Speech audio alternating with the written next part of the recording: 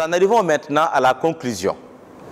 La conclusion comprend deux parties, mais pour d'autres, on peut dire trois parties.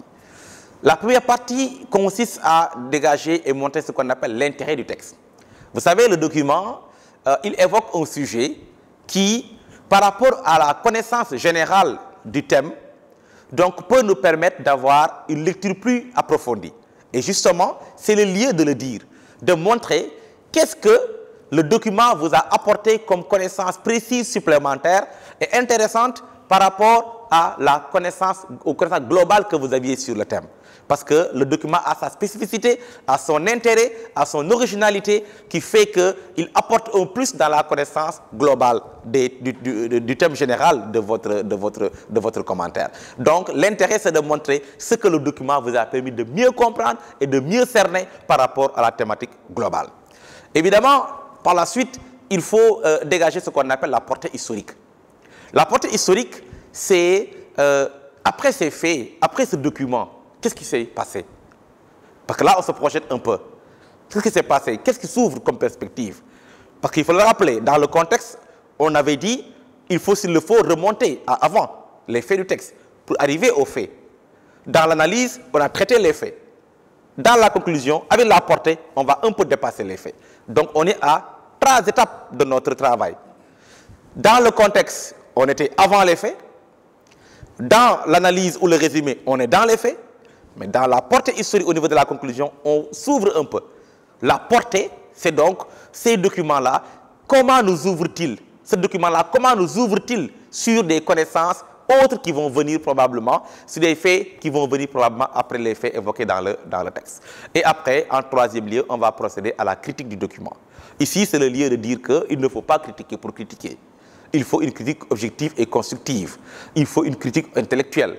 Il faut apporter des arguments pour dire que, sans être personnel, dire que nous pensons que les idées développées par l'auteur auraient pu être nuancées au vu de montrer qu'il y a quelques éléments qui pourraient prêter à nuance ou bien à équivoque par rapport à ce qu'a dit l'auteur, qui a semblé, à votre avis, un peu trop catégorique, alors que des faits historiques montrent un besoin quand même d'être plus nuancé qu'il ne l'a été. Donc, dans la critique, l'élève apporte maintenant un éclairage global par rapport à ce travail qu'il a eu à étudier pour montrer, selon lui, quelques éléments qui devaient être soulevés et qui amènent une petite lecture un peu pas contradictoire, mais en tout cas nuancée dans un certain sens du document qui a été étudié. Donc, nous avons ces éléments, l'intérêt, la portée et la critique qui constituent les éléments de la conclusion du commentaire en histoire.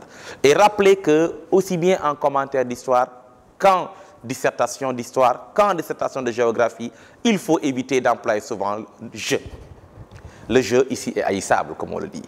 Il faudrait plutôt parler de nous, qui est beaucoup plus humble intellectuellement et qui permet de s'exprimer quand nous avons une position à défendre ou bien à exprimer à travers nos positions. Donc évitez quand même d'utiliser le jeu dans vos positions, aussi bien en histoire qu'en géographie. Voilà donc, chers internautes, l'élément que nous avions à vous présenter concernant le commentaire en histoire. Alors, il faut préciser maintenant que les nouvelles orientations de méthodologie qui sont en phase test vont revoir la deuxième partie. Il est plus question maintenant de faire ce qu'on a communément appelé un texte suivi de questions ou encore un commentaire dirigé. C'est-à-dire, on donne un document aux élèves, on leur confie des tâches à accomplir. Par exemple, on leur dit première tâche, ou question, c'est ça qu'on dit souvent, question ou travail à faire. Premièrement, présenter le document et l'auteur. Deuxièmement, décrire le contexte historique. Troisièmement, commenter un passage. Quatrièmement, dégager la portée historique. Ce travail, souvent, les apprenants, les élèves font ça en première. Et aujourd'hui, les tendances dans la réforme donc, qui est en cours par rapport à l'harmonisation dans le cadre de l'UMOA nous amènent vers cela de plus en plus. Donc, mais il faut savoir que cela n'empêche pas que toute la méthodologie reste de mise, parce que rien ne change. Quand on vous demande de faire la présentation du document et de l'auteur, ça ne se fait pas autrement que selon la méthodologie que nous venons de présenter. Quand on vous dit d'écrire le contexte historique, cela se fait selon la même démarche. Quand on vous dit analyser le document, même démarche. Résumer le document, même démarche. Idem pour le plan, idem pour la portée ou l'intérêt ou encore la critique d'ensemble du document. Maintenant, quand on vous dit commenter le passage souligné, évidemment, il faudra aussi le faire, comme on l'a dit dans le commentaire proprement dit. C'est-à-dire, le passage, s'il est déjà long, il ne faut pas le recopier intégralement et essayer de faire une dissertation en bas. Il faudra considérer que c'est comme une partie que vous devez prendre expression après expression, ou en tout cas, passage après passage, entrer dans le passage. Évoquez un premier extrait, mettez-le entre guillemets.